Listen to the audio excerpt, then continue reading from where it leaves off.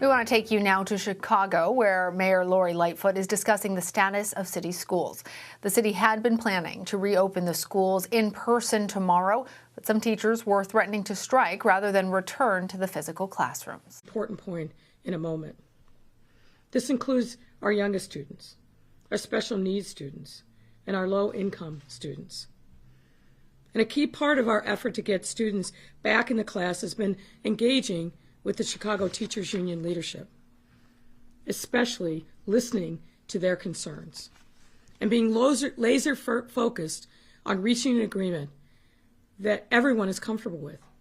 And of that course, that requires compromise on both sides. This effort has included more than 70 formal meetings since June, with these meetings occurring 7 days a week for the past 2 weeks. We have sought to address a broad range of issues. Issues which, since our schools first closed nearly a year ago, Dr. Jackson and her team have moved mountains to address, and address them they have. Dr. Jackson and the team have valiantly led CPS in its work to not only meet but exceed the recommendations for safe in-person learning established by the CDC, the Illinois Department of Public Health, and of course, the Chicago Department of Public Health, and supported by our leading public health experts, from Dr. Anthony Fauci in Washington, D.C., to our own Dr. Allison Arwady here at home. This has included investing now over $100 million to do so. These investments have gone into health screenings, temporary temperature checks at schools, provisions of hand sanitizer, disinfectant wipes, face coverings, PPE, regular cleaning, disinfecting protocols, and social distancing. And these have been in place for months. It also includes contact tracing and ventilation. And for that, Dr. Jackson and her team and all of CPS really deserves our unqualified praise. With this in mind, I want to reiterate, our schools are safe. Our schools are safe. We know that because we have studied what's happened in other school systems in our city, 40,000 plus, archdiocese, charter, and other private schools that have had some form of in-person learning since the fall. We have met or exceeded all of the protocols that they have put in place to mitigate any spread within schools. We also know that because for 3 weeks until last week, we had implemented our plan with pre-K and cluster teachers coming back into schools with students safely. Safely. So our schools are safe. Now, yesterday, for the first time, we thankfully received a set of agreements with CTU on 4 issues: health and safety protocols, ventilation, contact tracing, and health committees. These are important steps, to be sure, and I am grateful that we have those to the side, but we have a number of other open issues.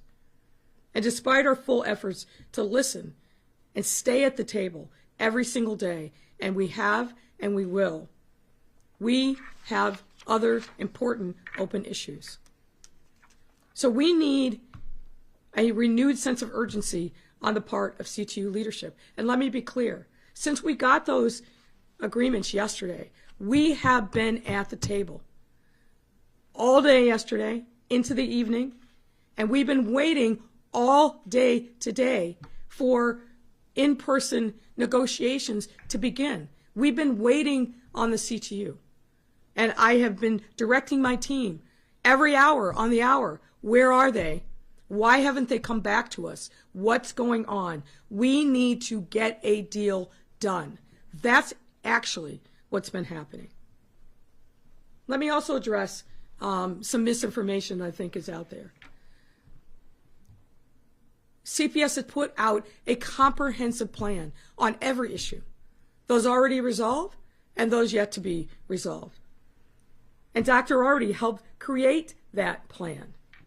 This is a plan that is sensitive to the unique circumstances of our students, of our teachers, of our whole staff, the whole school community, and responds to their actual lived experience, regardless of what that is, what neighborhood they live in, what their underlying health conditions are or not.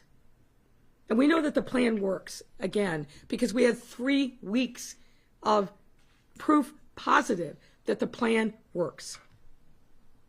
What we should be working on every single day is how do we get our kids the best learning environment that we can? What do we do and how do we get there to respond to those 70,000 plus parents who said they want to bring their kids back to in-person learning? And let me be clear, of those 70,000, well over half, almost 3/4, are Black and Latinx kids. Let's be clear about that.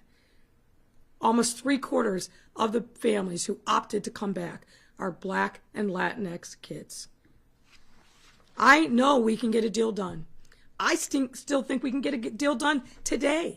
And I've told my team, if it takes us staying up all night, let's get it done. But we need CTU to come back to the table. We need them at the table. We have to get a deal done. So there's no reason why that shouldn't happen. And educators, we need you. We know how much you love your kids.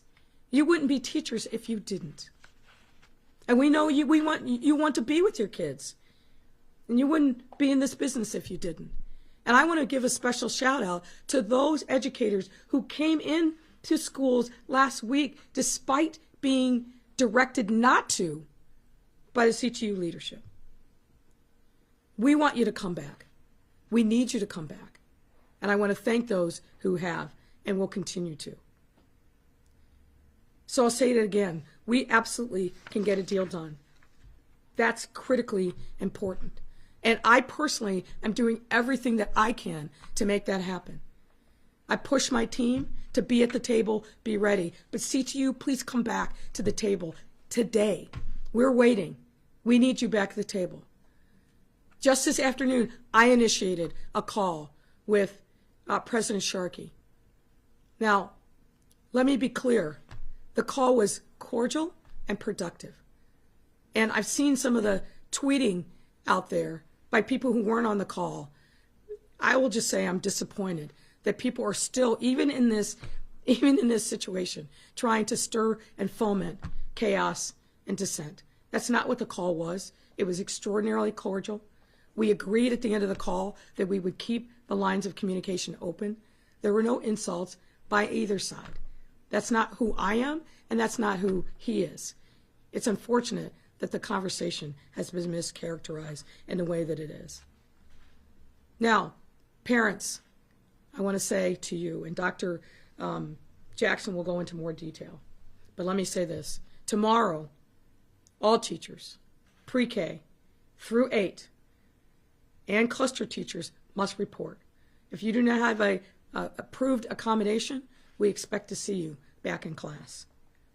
And in order to give the teachers an opportunity to get themselves ready for students, we're telling parents, come back and bring your kids to school on Tuesday.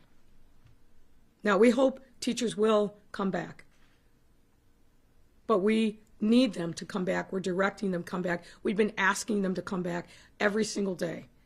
They need to come back tomorrow without fail.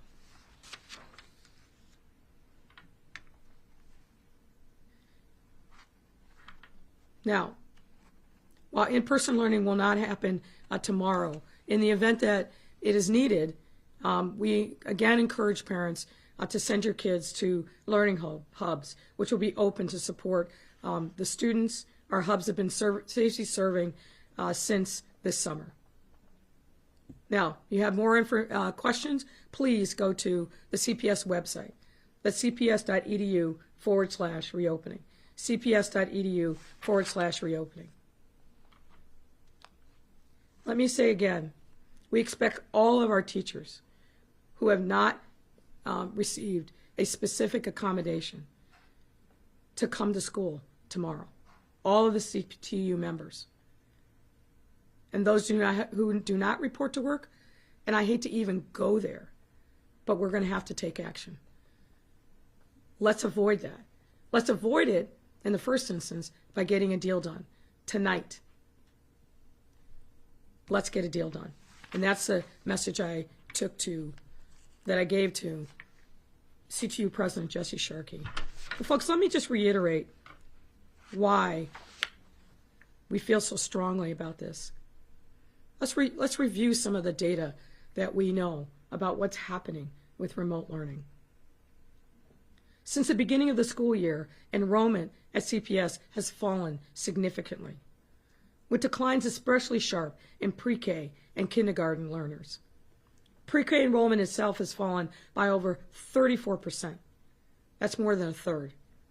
Among our Latinx students, that drop is 29%. And among our Black students, that number is 44% drop. But as I said on Friday, the situation is even much worse than that. Among our students who are enrolled, 9.2% are not attending class at all, meaning they're not hooked up, they're not coming in person, and they're not coming virtually. That's just our district-wide average. In some schools, those numbers are significantly higher. Absenteeism is a breathtaking 21.2% for students in temporary living situations.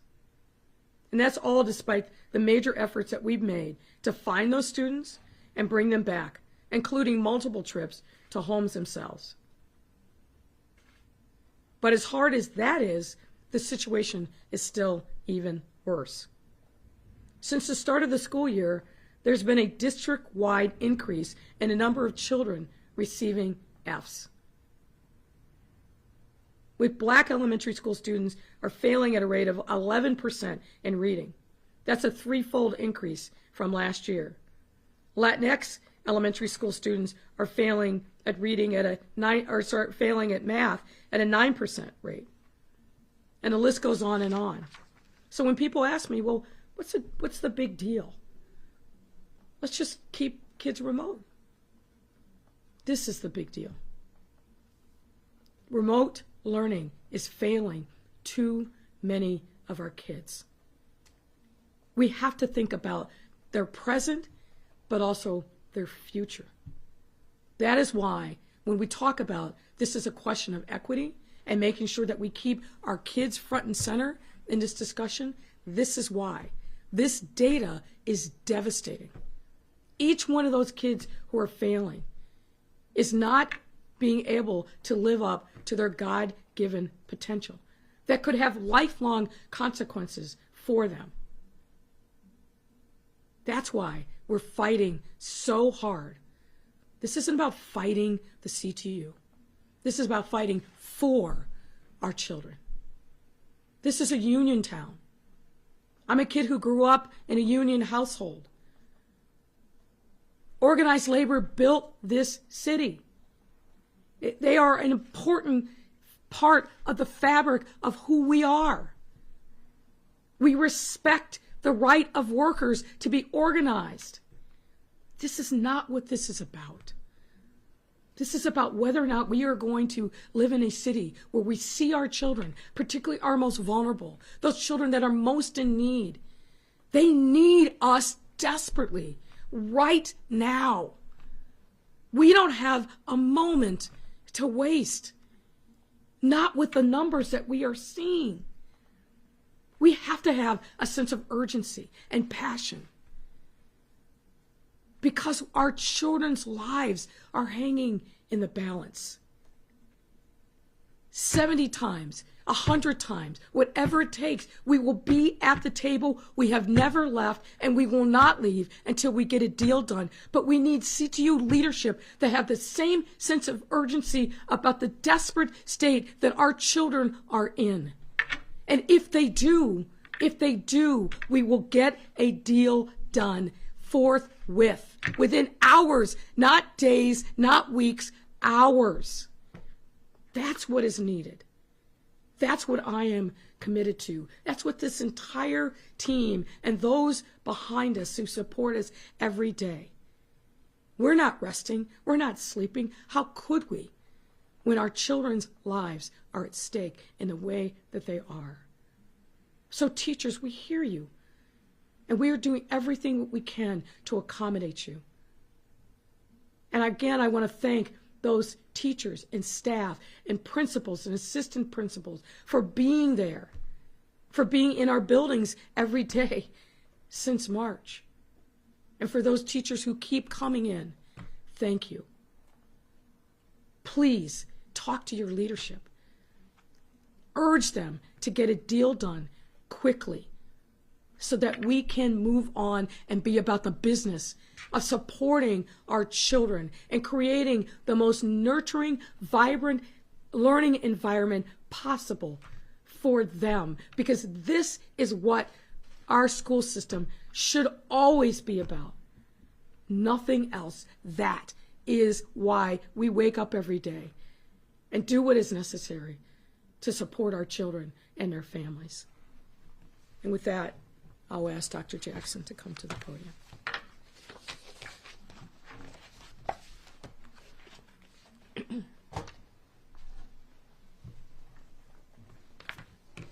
Thank you, Mayor, and good evening. This is deeply disappointing for us as a school system at this time. Tomorrow, tens of thousands of CPS students were expected to come back into their classrooms after almost a year of being educated at home. That will not happen because CTU leadership has stood in the way of a safe and sensible reopening. Tomorrow will be the 4th consecutive day where teachers have been directed to remain home. And that makes 15 days in the past year and a half where CTU leadership has disrupted student learning. No one should be okay with that.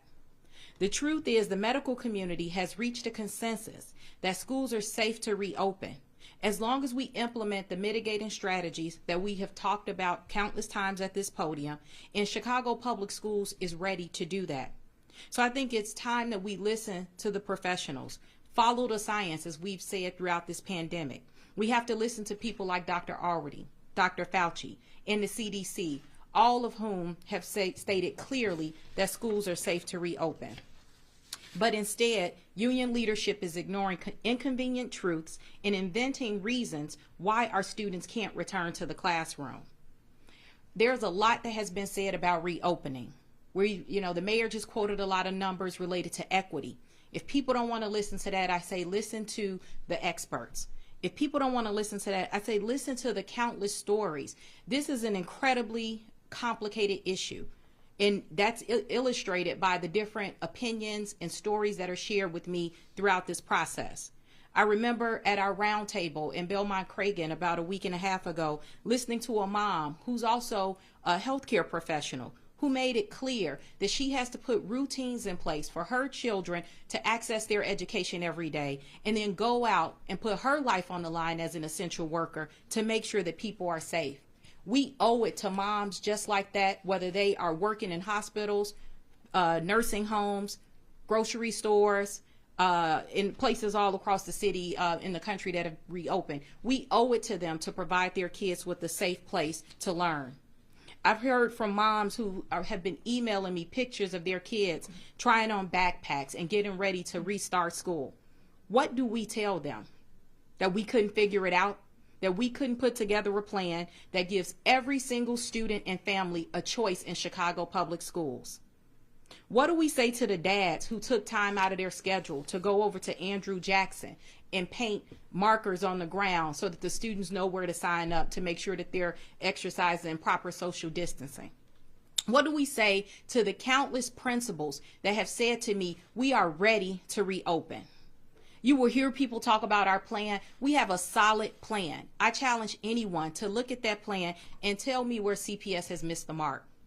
If you believe that we can't implement the plan, I would direct you to the last 3 weeks where we safely reopened schools for pre-K students and students in our cluster program. And that opening was successful. And trust me, if it wasn't, you would have heard all about it. We must do everything within our power to give everybody an option in this district. Not just the people who agree with us, not just the people that are loud, but every single family needs an option. A lot has been made about the 80% that selected remote learning. But when you dig deeper into that number, that's not actually factual. We had thousands, tens of thousands of families that didn't even respond. Those are the families I'm worried about, because I guarantee you those are the same families of the students who aren't logging on every day. What about those children? As the mayor said countless times at this podium tonight, a deal is within reach. I am incredibly frustrated, not just as the leader of this system. I'm frustrated as a parent. My child was ready to return to school tomorrow. We can do this. Why should Chicago stand out when everybody else across the country has been able to safely do this? Why should CPS stand out when private and parochial schools in Chicago have been operating since the beginning of this school year? The time is now. We have moved past the debate about whether or not schools should reopen. The CDC study that was given out earlier this week proves to us that we can safely reopen schools, and all of the strategies that are listed are a part of the CPS plan. So tomorrow, as the mayor made in her comments, we are expecting all pre-K through 8th grade teachers to report to school, as well as teachers in our cluster program, unless you have an approved accommodation. Teachers and staff that fail to report to school tomorrow will have their access to Google Suites cut off at the end of the business day. We are doing this because this is one step in a long plan on our road to safely reopen our schools and at some point return to normalcy. We have started this process since the beginning of the school year. We've had principals, we've had people teaching in our schools, we've had countless activities happening in our schools. At the beginning of this year, we brought back pre-K students. We brought back students in our cluster program, and we did that successfully. Now it is time for our elementary school students that want an in-person option to have that option, and we intend to do that. My message to the teachers is that we're all on the same team. We all want the same thing. I truly believe that. We believe that our kids deserve a high-quality education, and not a single one of us can look a parent in the face and tell them that remote learning gives them that promise. It just simply is not true. So we have to work hand in hand. Our parents are looking at us. They want to see that adults are in the room and that we're doing everything within our power to make sure our kids are safe. And this district is committed to doing just that. But as I said earlier, we have to move past the debate on whether or not we should be reopening schools and work together to reopen our schools safely. And with that, I'll take questions, or we'll take questions. Hannah, why don't you go first? Sure. So first, you say you've been waiting on the Chicago. Who's the question for? Who's the question for? This is for, I guess, for you, Mayor Lightfoot. Okay. You say you've been waiting on the Chicago Teachers Union to come to the table today, and they say they've been waiting on Zoom since around 11 a.m. That's just absolutely fundamentally false. Okay, so has your side gone on Zoom But today? let me just, I don't want to skip over that. Sure. It's really important that people tell the truth. So when you say come back to the table, can I just finish, please? It's really important that people tell the truth. We got written agreements yesterday at around 2:30 in the afternoon from the CTU. We waited the rest of the day and evening without any progress. Now, our lawyers have talked, but the bargaining hasn't happened. We expected to be on a Zoom today with them at 11 a.m. That never happened. When we started this press conference, that hadn't happened. We're waiting. They tell us they needed more time. Fine, but we need to meet in person. And it is shameful that someone would mischaracterize that. We've been waiting. They haven't been ready. We understand that. No one instructed, as a text message went around apparently to members of the Chicago City Council, that CPS have been instructed not to participate today. That's nonsense. I'm up here telling you, we are here night and day to get a deal done. We have to get this done for our kids. So I don't understand, I really don't, why somebody would mischaracterize what's actually happened. The issues are tough and complex, no question. And we have to work to get them through, but it's not in anyone's interest to mischaracterize what's happening and what isn't happening. So when you say come to the table, do you mean provide you something in writing and not log into the Zoom bargaining session? I'm saying log in at least. Log in and so we can have a conversation, both sides. Okay? Yes, of course, we would like to see some written progress. That's what getting a deal is. They're not going to take our oral representation just as we wouldn't take theirs. We need written progress. But we can't even get that if we're not talking. They have to log in and be there. We have been there ready. I've talked to our lawyer today every hour on the hour, and sometimes more frequently than that, saying, have they called yet? Are you talking yet? And what I keep hearing is they tell us we need more time.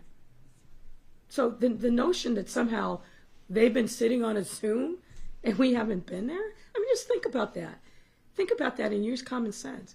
That's preposterous. That's preposterous. Why would I stand up here day after day, as I have been, saying a deal is possible? A deal is possible, but it takes two to tango. Okay, so to confirm, you were on the Zoom call today. Say it again. So to confirm, Our people were on a Zoom call today. Yeah, please. The mayor's already answered the question. We have a bargaining team. We scheduled to meet from 11 to 5. At 11 o'clock, CTU informed us that they were not ready. They were reviewing the proposals and they were preparing. They never came back to the bargain. We never logged into the Zoom because they were never ready. They never indicated to us that now we're ready for the full team to come back. Our attorneys have talked about the proposals, and each time CTU stated they need more time. I was sitting there at the computer waiting on standby to join the bargaining session. It didn't happen, not because we refused to join, because CTU was not ready, which we respected that if they were working on a proposal. thank you. Do you expect to be back at the table later today? If they absolutely tell us that they're ready, we will stay up all night to get a deal done. I think I said that in my opening remarks. Okay? Over and over again. We want a deal done. We are ready. We are calling. We are practically begging CTU to come to the table so we can get a deal done. This one is from Sarah Karp at WBZ. She says, what do you tell the 70% of parents who are keeping their children remote while their teachers are being locked out of the virtual classrooms? I think the question is, what do we tell those teachers? What do we tell those parents about the teachers who are refusing to show up to class? That's really the question. That's really the question. Mayor, can I add to that? Yes, please. I talked about this a little bit in my remarks, but I think we have to stop pitting people against each other. Yes. This isn't about the 20% that said this or the 30. We have an obligation to give every single parent and student in this district an option, period. The other piece, and I said this, is that this is a process for reopening schools. This started last year when we closed schools. We reopened for essential things such as serving food, distributing devices, and assisting with internet connectivity. Once we thought it was safe, we had our building principals come back, our clerks come back. We've had custodian workers and other folks in the building the entire time. This is part of a larger plan. Today is just one step. We successfully opened school at the beginning of this calendar year. Successfully opened school. As I stated in my remarks, if there were concerns about that, you would have heard all about it. You would have wrote about it. Okay? We're now trying to get to a place where we can reopen schools, and those plans are being thwarted for reasons that don't hold up under scrutiny. That's the simple fact. And so, again, it's not about 70, 30, or whatever percentage people throw out. It is about 100%. And that is giving every family in CPS an option. Hannah, let's do two more from you and then let Kate go. Sure. We've had questions related to this from a few different people, but a lot of parents are saying that their students haven't been served well by remote learning, or that it's just not working for their family, but they still don't want to go back in person yet. What changes is CPS considering to improve remote learning for those students? Well, look, we have been, and I'll let Dr. Jackson, who can get into the details, we certainly understand that. We're very concerned about the social emotional effects on students. One of the things I hear from parents all the time is, my child used to be here and now they're in some different place. Sadness, depression, unfortunately suicidal ideations. The fact that because we're not back in school, extracurricular activities aren't happening. We've got juniors and seniors who want to take the PSAT and other college advancement courses. That's been complicated because we're not back in school. There's a whole cascading effect of what happens with remote learning. We've done everything that we can to make it work as good as possible. But I'm also hearing these same challenges from parents and students at private schools that have all the resources in the world, that have extra supports for their students. It's a challenge. My daughter is facing similar challenges. My wife is at home every single day. We can and we do provide every possible support, but there is no replacement for in-person learning. And the fact that we are now over 300 days with schools being closed to in-person learning is taking a toll on everyone, and most importantly, all of our students. Dr. Jackson, if you want to add to that. I think you nailed it. All right, Hannah, one more from you. Sure. With yesterday's announcement of tentative agreements on health and safety, ventilation, contact tracing, and health committees, can you explain what parts of these agreements have and have not already been implemented? And with everything that has been agreed to, will schools be ready to open under those conditions tomorrow? Again, schools have been open. As Dr. Jackson just said, schools have been open all year. They've never closed. And most of those agreements that were reached yesterday have been implemented by CPS months ago.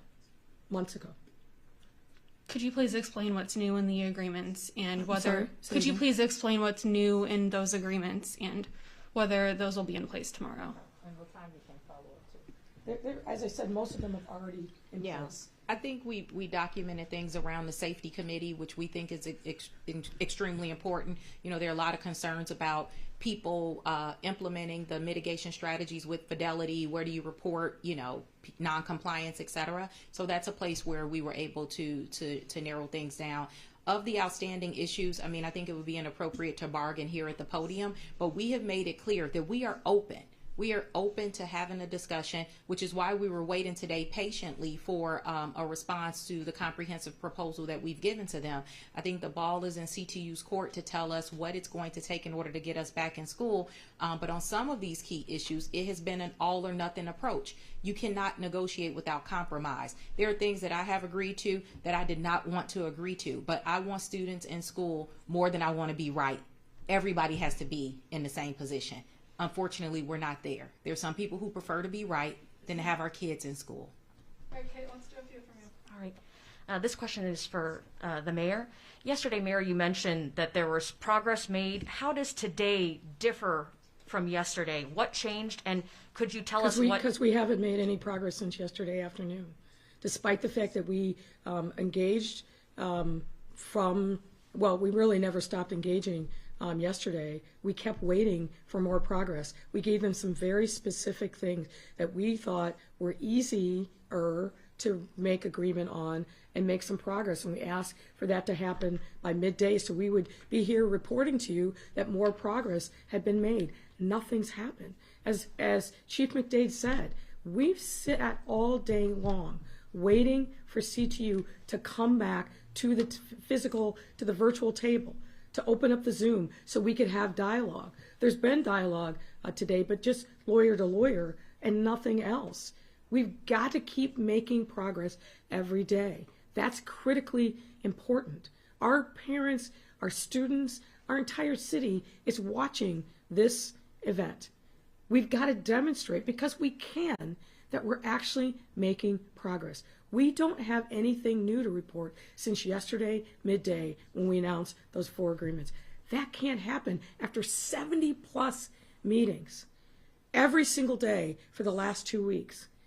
We've got to make more progress. There's got to be a greater sense of urgency on the part of CTU leadership. And I would encourage those members who are contacting me, contacting Dr. Jackson, contacting Chief McDade, who say we want to come back. And that is teachers writing us to tell us that they want to come back, we encourage you to be in contact with your leadership to encourage them to come back to the table and respond to the specific proposals that we put on the table for the remaining open issues. If that happens, then we've got to make progress every day, every day. Could you go into detail about those remaining open issues? Well, look, I don't want to, as Dr. Jackson said, I don't want to bargain here at the table, but they remain, the big issues are vaccination. We put together a comprehensive proposal. Where's Allison? Drafted by the foremost expert in our city, one of the foremost experts in the nation. We're waiting for a response from them. We still have issues, not with the folks who've already gotten their accommodations, the people that personally have underlying health conditions, the people who are the primary caretakers for for people with underlying health conditions. We started that process with them in October and then re-upped it again in November. And it's happening on an iterative basis. So we've made thousands of accommodations. CTU has come to us and said, we need more. And we are still working through what that's going to look like. That's an important issue. It's important to all of us. It's important to CTU. But we've got to actually talk to each other to be able to reach an agreement and see where we can narrow the gaps. That's what conversation and negotiation is all about. But if we're standing there looking at a blank computer screen and nothing's happening, we're not narrowing those divides. This next question is for you, Mayor, and Dr. Jackson. Now, what happens to teachers who don't show up, aside from cutting off access to Google Suite? Will there be any other consequences? Look, my hope is that we never get to that point. That's not something we should even be forced to even talk about. We shouldn't get to that point. We should get a deal done. We should get a deal done. If people really want that in the CTU leadership, we should get it done. We can get it done. I'm standing here doing everything that I can.